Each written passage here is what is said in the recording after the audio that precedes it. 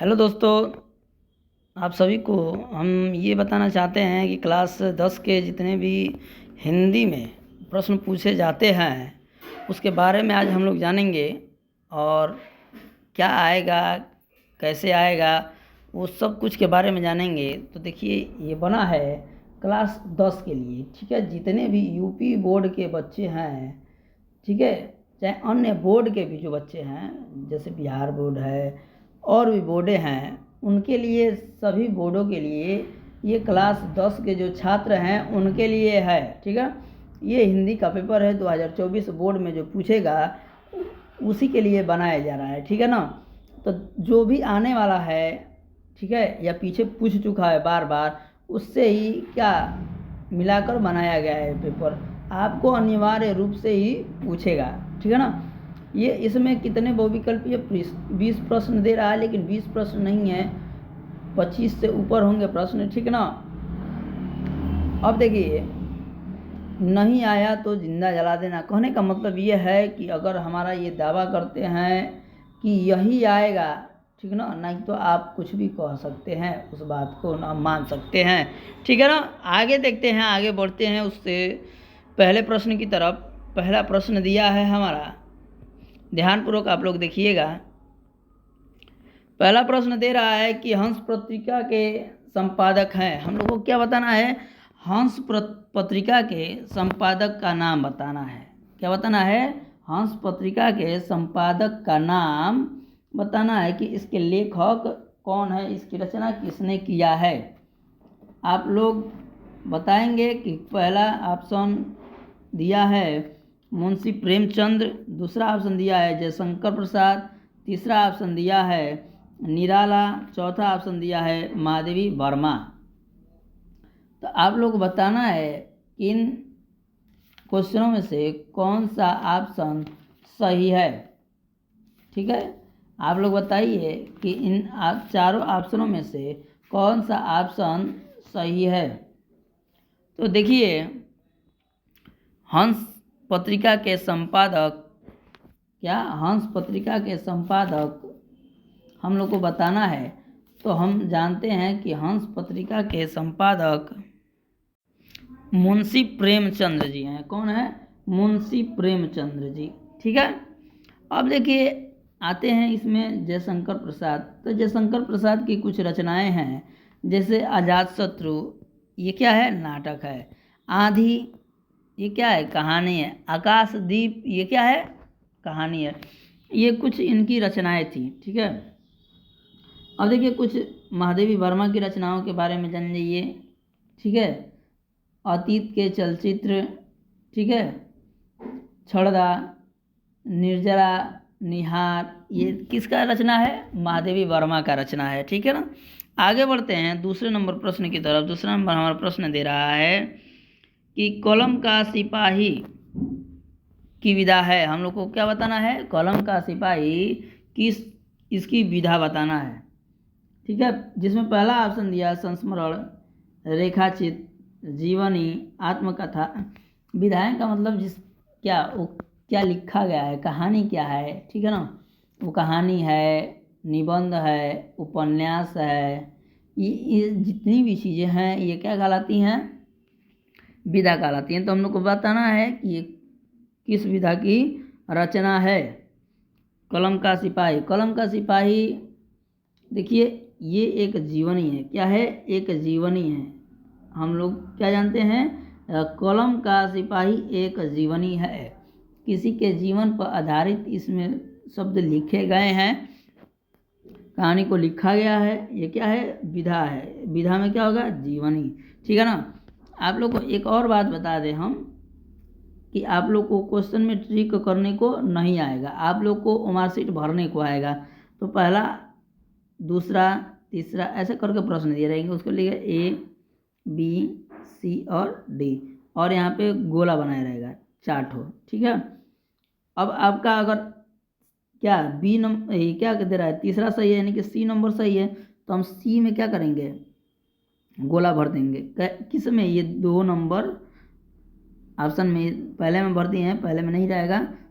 दूसरा क्वेश्चन है तो दूसरे का C में भर देंगे। इस तरह हम लोग को क्या करना है, गोला भरना है। ठीक है, आप लोग बात समझ गए। आगे बढ़ते हैं अगले प्रश्न की तरफ। अगला हमारा तीसरा नंबर प्रश्न दे रहा है, लहरों के राजहंस के लेखक हैं।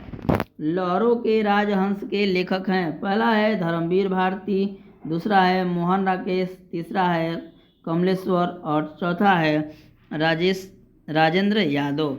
हम लोग को बताना है कि इन चारों ऑप्शनों में से कौन सा ऑप्शन सही है। लहरों के राजहंस के लेखक कौन है? तो देखिए, लहरों के राजहंस के लेखक आप लोग के मोहन राकेश जी हैं। देखिए, ये जीवन परिचय हो, चाहे क्या हो, खंड काव्य हो या गद्य हो या पद हो, सारे बुकों से लेकर ये प्रश्न बनाए जा रहे हैं कि आपको पेपर में कहीं से बहुविकल्पीय में कोई परेशानी दिक्कत न हो। ठीक है, आइए, हमारा 100% गारंटी है कि यही प्रश्न पूछे जाएंगे, इसी तरह के प्रश्न पूछे जाएंगे और यही प्रश्न पूछे जाएंगे, इसके अलावा कुछ नहीं पूछे जाएंगे। ठीक है, पेपर के बाद भी हम आप लोग से मिलेंगे और पूछेंगे कि क्या हमारा पढ़ाया हुआ प्रश्न आप लोग के पेपर में आया था या नहीं हो आया था। ये यूपी बोर्ड के हों या बिहार बोर्ड के हों, किसी भी बोर्ड के हों, उनके सभी पेपरों में ये प्रश्न पूछे जाएंगे। ठीक है, तो आगे दे रहा है कमलेश्वर। क्या? कमलेश्वर। चौथा ऑप्शन दे रहा है राजेंद्र। तो हम क्या बताएं इसमें से? मोहन राकेश। क्या बताए हैं? मोहन राकेश। लहरों के राजहंस के लेखक मोहन राकेश। ठीक है, आगे बढ़ते हैं 4 नंबर प्रश्न की तरफ। 4 नंबर प्रश्न दे रहा है हमारा कि आचार्य रामचंद्र शुक्ल एक हैं। हम लोग को बताना है कि कवि हैं, उपन्यासकार हैं, आलोचक हैं, नाटककार हैं। कवि का मतलब होता है जैसे पद के जो जितने भी लेसन हैं वो क्या कवि लिखते हैं। ठीक है, क्या लिखते हैं? कवि लिखते हैं। अब उपन्यासकार की बात करें तो केवल उपन्यास की रचना करता है। वो क्या करता है? उपन्यास की रचना करता है। और ये कवि अभी बताया ना कवि क्या होता है। उसके बाद आलोचक, तो ये आलोचनाओं की क्या करता है? लिखता है, आलोचनाओं को लिखता है। अब नाटक जो है, जो भी नाटक लिखा जाता है, जो लिखता है उसको नाटककार बोलते हैं। क्या बोलते हैं? नाटककार बोलते हैं। तो इसमें से आचार्य रामचंद्र शुक्ल क्या है? तो देखिए, आचार्य रामचंद्र शुक्ल आलोचक हैं। क्या है? आलोचक। क्या है? आलोचक, यानी कि तीसरा ऑप्शन हमारा सही है। ठीक है, आलोचक। आगे बढ़ते हैं 5 नंबर प्रश्न की तरफ। 5 नंबर हमारा प्रश्न है, आकाशदीप के लेखक हैं। आकाशदीप के लेखक हैं। हम लोग को क्या बताना है? आकाशदीप के लेखक का नाम बताना है। अमरकांत, दूसरा आचार्य रामचंद्र शुक्ल, जयशंकर प्रसाद, निराला। ठीक है, ये 4 ऑप्शन हमारे सामने दिए गए हैं। इसमें से बताना है कि कौन सा ऑप्शन सही है। क्या आकाशदीप के लेखक कौन है? इसमें क्या बताना है? आकाशदीप के लेखक का नाम बताना है। आप लोग बताइए कि आकाशदीप के लेखक कौन है।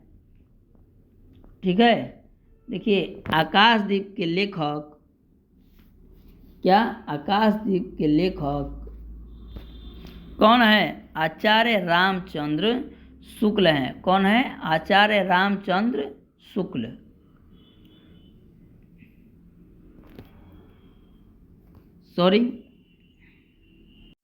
सॉरी, आचार्य रामचंद्र शुक्ल नहीं होंगे। ठीक है, इसके होंगे जयशंकर प्रसाद। मिस्टेक हो गया है थोड़ा। ठीक है, इसमें क्या होंगे? जयशंकर प्रसाद जी होंगे। आकाशदीप के लेखक कौन है? जयशंकर प्रसाद जी। ठीक है, बात समझ में आया? यानी कि तीसरा ऑप्शन आप लोग का क्या है? सही है। आगे बढ़ते हैं अगले प्रश्न 6 नंबर की तरफ। 6 नंबर प्रश्न दे रहा है, मैला आंचल के रचनाकार हैं। मैला आंचल के रचनाकार हैं। रचनाकार का नाम बताना है कि मैला आंचल के रचनाकार कौन हैं। बताइए आप लोग कि मैला आंचल के रचनाकार कौन है। मैला आंचल के रचनाकार कौन है? तो देखिए मैला आंचल के रचनाकार मणीश्वर नाथ, क्या फणीश्वर नाथ, दूसरा ऑप्शन दे रहा है ना, फणीश्वर नाथ रेणु, ये मैला आंचल इनकी रचना है। अब आता है मोहन राकेश का कुछ रचना है। जैसे आप लोग जानते हैं लहरों के राजहंस, लहरों के राजहंस, उसके बाद दे रहे हैं प्रेमचंद। तो प्रेमचंद का कर्मभूमि, ठीक है, कर्मभूमि, गबन, गोदान, ये सब क्या है, उनकी रचनाएं हैं। ठीक है। अब चौथे नंबर पे दिए हैं जयशंकर प्रसाद, इनकी भी कुछ रचनाएं हैं। ठीक है, जैसे अजातशत्रु, आदि, आकाशदीप, ठीक है, आकाशदीप, ये जैसे इनकी क्या हैं, रचनाएं हैं। आगे बढ़ते हैं 7 नंबर प्रश्न की तरफ। 7 नंबर प्रश्न दे रहा है हमारा कि केशवदास काव्य धारा के कवि हैं। केशवदास काव्य धारा के कवि हैं, हम लोग को बताना है किस काव्य धारा के कवि हैं, ये बताना है। पहला दे रहा है रीतिबद्ध, दूसरा दे रहा है रीति सिद्ध, तीसरा दे रहा है रीति मुक्त, और चौथा दे रहा है प्रयोगवादी। इन चारों में से बताना है कि केशवदास काव्य धारा के कवि हैं। ठीक है, किस काव्य धारा के कवि हैं, आप लोग बताइए केशवदास किस काव्य धारा के कवि हैं। तो देखिए केशवदास जी जो हैं रीतिबद्ध, ठीक है, काव्य धारा के कवि हैं, यानी कि पहला ऑप्शन हम लोग का क्या है, सही है। आगे बढ़ते हैं 8 नंबर प्रश्न की तरफ। 8 नंबर हमारा प्रश्न दे रहा है रामचंद्रिका रचना है। रामचंद्रिका रचना है, हम लोग को क्या बताना है कि रामचंद्रिका रचना है। ठीक है, तो देखिए पहला ऑप्शन दे रहा है केशवदास, दूसरा दे रहा है बिहारी लाल, तीसरा दे रहा है नंददास, क्या घनानंद दास, और पहला, उसके बाद चौथा दे रहा है भूषण की। हम लोग को बताना है क्या रामचंद्रिका, क्या रामचंद्रिका किसकी रचना है। ठीक है, तो देखिए रामचंद्रिका केशवदास की रचना है। किसकी रचना है, केशवदास, यानी कि हमारा 8 नंबर प्रश्न का क्या पहला ऑप्शन सही है, क्या होगा, केशवदास।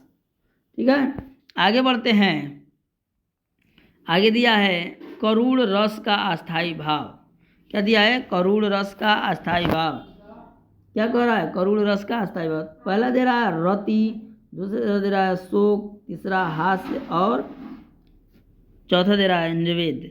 तो देखिए कह रहा है करुण रस। देखिए करुण रस में होता है, इसका परिभाषा करुण रस का, कि जिसमें शोक, दुख, ठीक है, कष्ट की क्या हो, बातें की जाएं, चाहे हमारे हृदय में अनुभव हो, ठीक है, अनुभव होता है, वहाँ क्या होता है, करुण रस होता है।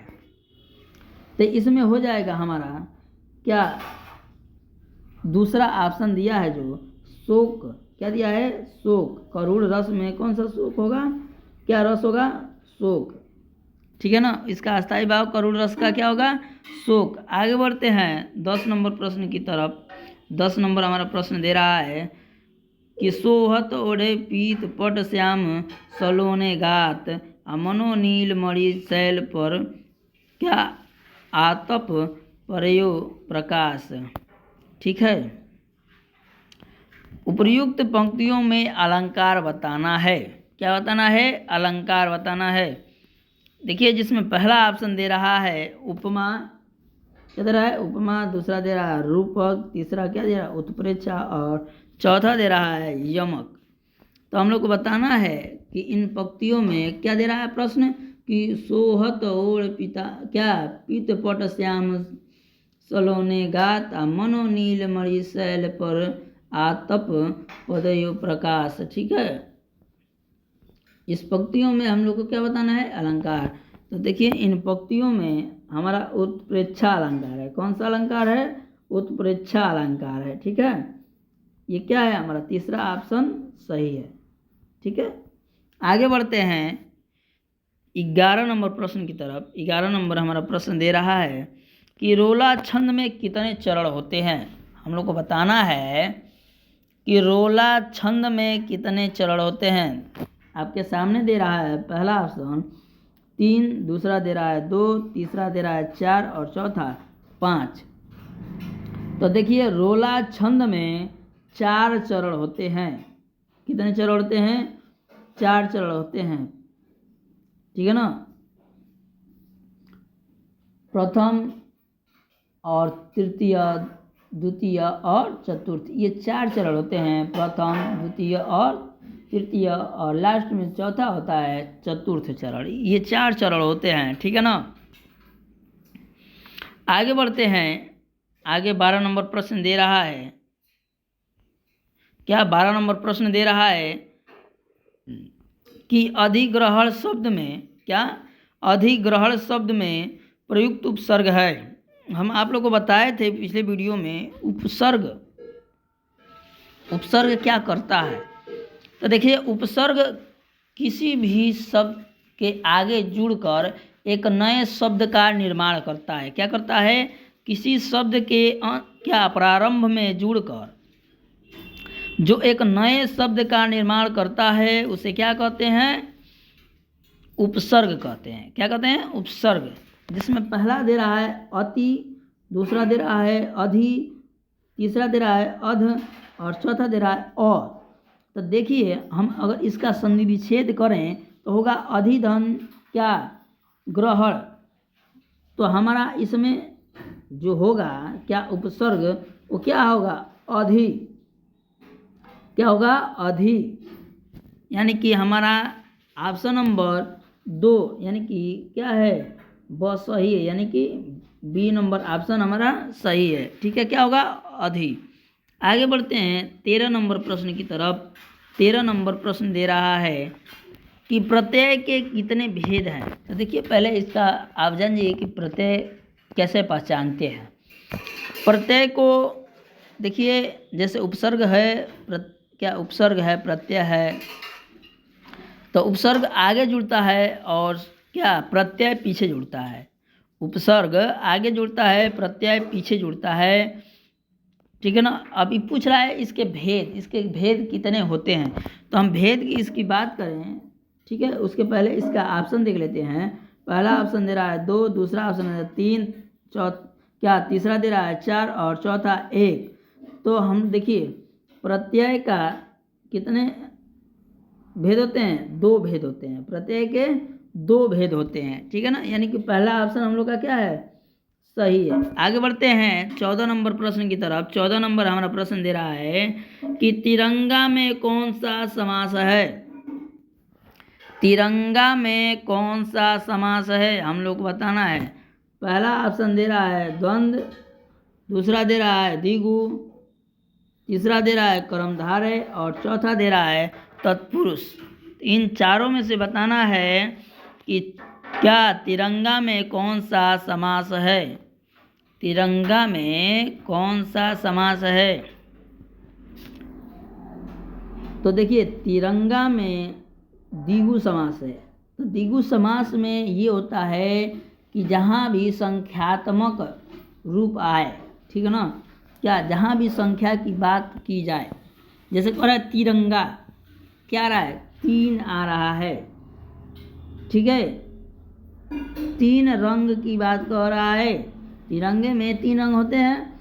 तो देखिए तिरंगे में वही कह रहा है तिरंगा, क्या तिरंगा, यानी कि अंक आया है इसमें 3, इसलिए क्या होगा? ये द्विगु समास होगा। आगे बढ़ते हैं 15 नंबर प्रश्न की तरफ। 15 नंबर हमारा प्रश्न दे रहा है प्रत्येक शब्द में कौन सी संधि है। प्रत्येक शब्द में कौन सी संधि है हम लोग को बताना है। पहला ऑप्शन दे रहा है दीर्घ स्वर संधि, दूसरा ऑप्शन दे रहा है यण संधि और तीसरा ऑप्शन दे रहा है वृद्धि और चौथा गुण। तो देखिए ये जो चारों ऑप्शन दिए गए हैं ये स्वर संधि के भेद है। क्या है? स्वर संधि के भेद। स्वर संधि के 5 भेद हैं, जिसमें से 4 दिया है, 1 नहीं दिया है। वो होता है अयादि स्वर संधि। क्या होता है? अयादि स्वर संधि। तो इसमें हम संधि की बात करें प्रत्येक शब्द में, तो प्रत्येक शब्द में हमारी संधि हो जाएगी यण स्वर संधि। क्या हो जाएगी? यण स्वर संधि। ठीक है, यानी कि बी नंबर ऑप्शन हम क्या है? सही है, यण स्वर संधि। दूसरा ऑप्शन सही है। आगे बढ़ते हैं 16 नंबर प्रश्न की तरफ। 16 नंबर प्रश्न दे रहा है हमारा, खीर का तत्सम रूप है। खीर का तत्सम रूप है बताना है हम लोग को। देखिए, पहला दे रहा है क्षीर, दूसरा दे रहा है क्या? क्षीर, और क्या दे रहा है? तीसरा क्षीण, और क्या चौथा दे रहा है? खीन। तो हम लोग को बताना है कि कौन सा ऑप्शन इसमें सही है। खीर का तत्सम रूप बताना है। तो खीर का तत्सम रूप हमारा हो जाएगा, तत्सम रूप होगा हमारा क्या? क्षीर। क्या होगा? क्षीर होगा। ठीक है ना? क्या हो जाएगा? क्षीर हो जाएगा, यानी कि हमारा क्या है? दूसरा ऑप्शन सही है। ठीक है, आगे बढ़ते हैं 17 नंबर प्रश्न की तरफ। 17 नंबर हमारा प्रश्न दे रहा है, 9 शब्द का वचन। क्या? 9 शब्द का वचन और विभक्ति बताना है हम लोग को। क्या बताना है? वचन और विभक्ति। देखिए, ये शब्द गलत छपा है, 9 नहीं है, नद्यो है। क्या है? नद्यो। नद्यो क्या है? नद्यो शब्द में क्या बताना है? नद्य। सॉरी, देखिए ये क्या होगा? नदय। क्या होता है? नदय। ठीक है ना? ये हम लोग को बताना है कि इसमें कौन सी विभक्ति और वचन है। तो देखिए, पहले हम विभक्ति की बात करते हैं। तो देखिए, इसमें विभक्ति हमारी हो जाएगी क्या? चतुर्थ विभक्ति। क्या होगी? चतुर्थ विभक्ति। क्या? नद्यो शब्द में हमारी कौन सी विभक्ति होगी? चतुर्थ विभक्ति। अब दिया है, देखिए, चतुर्थ विभक्ति, और यहाँ भी दिया है चतुर्थ विभक्ति। क्या दिया है? यहाँ भी चतुर्थ विभक्ति दिया है, और यहाँ भी चतुर्थ विभक्ति। तो देखिए, पहले ऑप्शन हम पढ़ लेते हैं बताने से पहले। पहला ऑप्शन दे रहा है कि चतुर्थ और द्विवचन, पंचमी और बहुवचन। तीसरा दे रहा है षष्ठी और एक वचन, और चौथा ऑप्शन दे रहा है चतुर्थ और एक वचन। ठीक है, इन चारों में से बताना है कि कौन सा सही है। तो हम क्या पहले विभक्ति की बात करें तो देखिए, देख रहे हैं यहाँ क्या दे रहा है? चतुर्थ विभक्ति, और यहाँ भी चतुर्थ विभक्ति दे रहा है। ठीक है ना? अब देखिए, अब इसकी वचन की बात करते हैं। क्या? वचन की बात करते हैं। ठीक है ना? वचन की बात करते हैं। इसमें वचन क्या होगा, इस पर ध्यान दीजिएगा। तो नदेय शब्द का हम अगर वचन की बात करें तो नदेय शब्द में एक वचन। क्या? एक वचन, यानी कि हमारा चौथा ऑप्शन क्या है? सही है। ठीक है, क्या होगा? चतुर्थ विभक्ति एक वचन। चतुर्थ विभक्ति एक वचन। आगे बढ़ते हैं 18 नंबर प्रश्न की तरफ। 18 नंबर प्रश्न दे रहा है कि हस्यथ। क्या? हस्यथ धातु का वचन एवं पुरुष बताना है हम लोग को। इसमें क्या बताना है? वचन और पुरुष। कौन सा पुरुष है और कौन सा वचन है? तो देखिए, इसमें पहले वचन की बात करेंगे, उससे पहले ऑप्शन देख लेते हैं। पहला दे रहा है एक वचन मध्यम पुरुष, उसके बाद दूसरा दे रहा है बहुवचन उत्तम पुरुष, तीसरा ऑप्शन दे रहा है द्विवचन मध्यम पुरुष, और चौथा ऑप्शन दे रहा है एक वचन प्रथम पुरुष। ठीक है, इन चारों में से बताना है कि कौन सा ऑप्शन सही है। तो देखिए, वचन की पहले बात करते हैं, इसमें कौन सा वचन है। तो इसमें देखिए द्विवचन है। क्या है? द्विवचन। ठीक है, और किसी में द्विवचन दिया नहीं है, इसलिए हमारा क्या हो जाएगा? हम इसी तरह समझ गए कि ये क्या होगा? हमारा तीसरा ऑप्शन सही होगा। क्या होगा? तीसरा ऑप्शन सही होगा। दिमाग लगाइए। पहले वचन की बात करेंगे, जो सब अलग दिया है। अगर एक वचन का हो तो दो ऑप्शन में है एक वचन, लेकिन द्विवचन एक ही ऑप्शन में है, इसलिए क्या हो जाएगा? हमारा तीसरा ऑप्शन सही हो जाएगा। आगे बढ़ते हैं। हमारा प्रश्न है कि ललित लालम रचना है। क्या? ललित लालम रचना है बताना है हम लोग को। ललित लालम किसकी रचना है? क्या बताना है 19 नंबर प्रश्न का, ललित लालम किसकी रचना है। तो देखिए पहला ऑप्शन दे रहा है मोतीराम, दूसरा दे रहा है पद्माकर, तीसरा दे रहा है देवकी और चौथा दे रहा है भूषण। तो देखिए इसमें पद्माकर की रचना है गंगा लहरी, राम रसायन। और इस देवकी की बात करें तो देवकी का क्या प्रेम तरंग, कुशल विलास, ज्योति विलास, ये इनकी रचनाएं हैं। ठीक है, तो देखिए अगर हम ललित लाल की रचना की बात करें तो ये देखिए ये मोतीराम होंगे। क्या होंगे? मोतीराम। इसके लेखक कौन है? रचनाकार मोतीराम जी हैं। ठीक है, यानी कि पहला ऑप्शन सही है। आगे बढ़ते हैं 20 नंबर प्रश्न की तरफ। 20 नंबर हमारा प्रश्न दे रहा है कि रीतिकाल के वीर रस के प्रसिद्ध कवि हैं। क्या? रीतिकाल के वीर रस के प्रसिद्ध कवि हैं।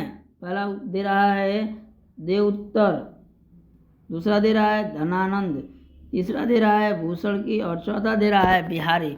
तो देखिए इसमें से रीतिकाल के अगर वीर रस की प्रसिद्ध कवि की बात करें तो वो हैं क्या? भूषण जी। कौन हैं? भूषण जी हैं। यानी कि हमारा क्या तीसरा ऑप्शन सही है। कौन सा? तीसरा ऑप्शन सही है। आगे बढ़ते हैं 21 नंबर प्रश्न की तरफ। 21 नंबर प्रश्न है रामचंद्रिका के रचनाकार हैं। रामचंद्रिका के रचनाकार हैं हम लोग बताना है।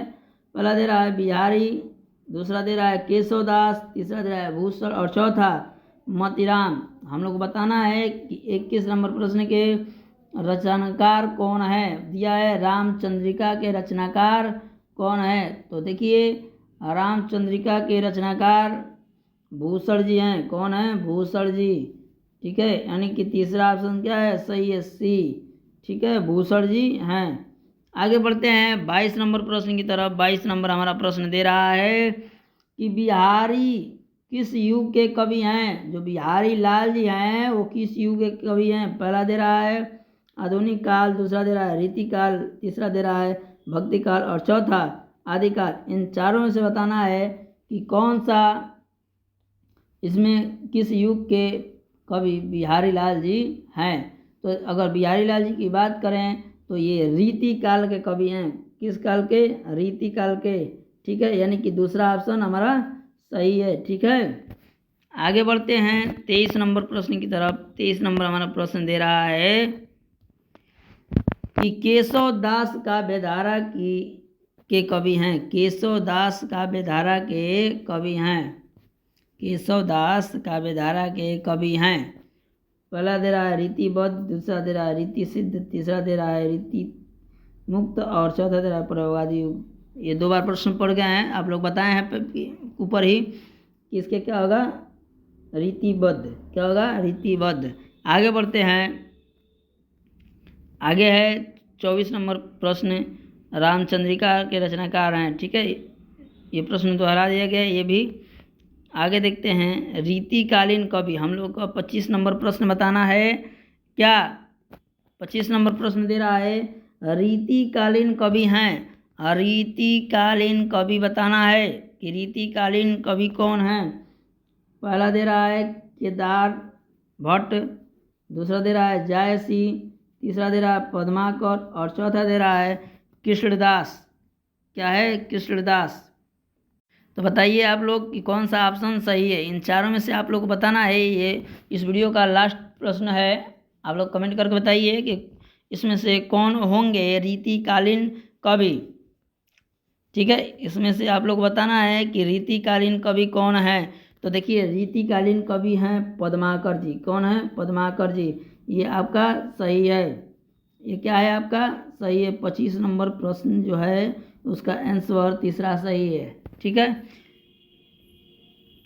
देखिए वीडियो आप लोगों को पसंद आए तो वीडियो को लाइक करें, शेयर करें और चैनल पे नए हैं तो चैनल को सब्सक्राइब करें।